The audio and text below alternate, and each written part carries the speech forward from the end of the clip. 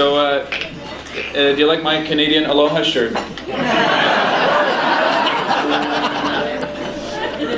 And Canada has been on this ukulele train for a long time. A lot of people don't know this, and now with the Mighty Uke video or the movie out there, a lot of people do know this. Yeah, the Mighty Uke. And for the first time, that kind of revealed Canada's ukulele underbelly. And in Canada, we've been teaching the ukulele to students in their schools since the 1960s.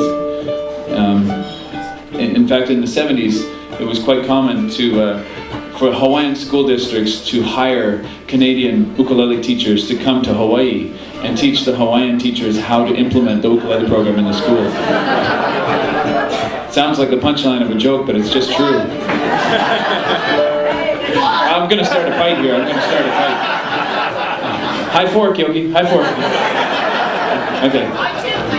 Yeah. Peace. He's back. So when I travel, and that's quite a bit of the time, I like to bring some Canadian aloha with me, and that means some Canadian music. If this were in Canada, we would call this a ceilidh. It's a kitchen party. It's kind of the Canadian equivalent to a kanakapila. And we like to play music and sing and dance, and most importantly, eat and drink. And I like to bring this music with me when I travel. So I'm going to start with a couple of Canadian tunes. These are Canadian party songs. The first one is a jig called Smash the Window. Good fun, good fun. And the second one is a reel called St. Anne's Reel. Here we go, a little Canadian ukulele style for you.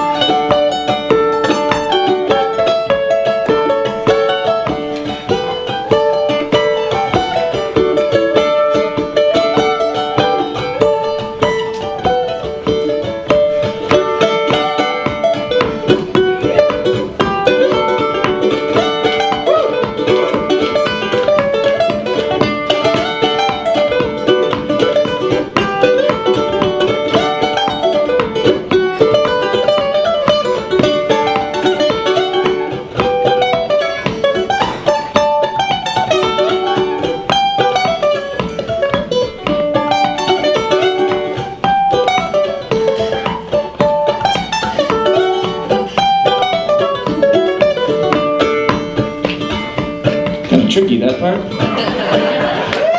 That's something we will not be learning in the workshop today. But I've been really fascinated by the rhythms that underlie the Quebecois and the Nova Scotian music, and these are rhythms they do primarily with the feet. And they don't just tap one foot at a time; they tap 2 feet at a time, and they get this kind of a sound. They go. Now that took me, I'd say, a good 3 months to get that coordination down. I know it doesn't look like much, but you try it for yourself. You try it. You try and see how easy that is. Okay, now stop. Now the hardest thing is getting the feet going at the same time as the fiddle. Well, of course, the fiddle was what they traditionally used, and And they used to say that the old timers who could do the feet and the fiddle at the same time had made a deal with the devil. Right? Because that's the only way you could possibly do both things at the same time.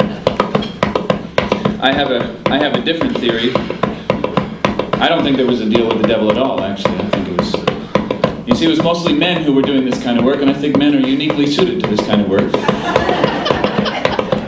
And the reason is simple. It's because we have two brains. You see, we have... I don't know if I'm going to go there. It's a matinee. It's a matinee show. Anyway, I'll let you figure it out. I'll let you do the math.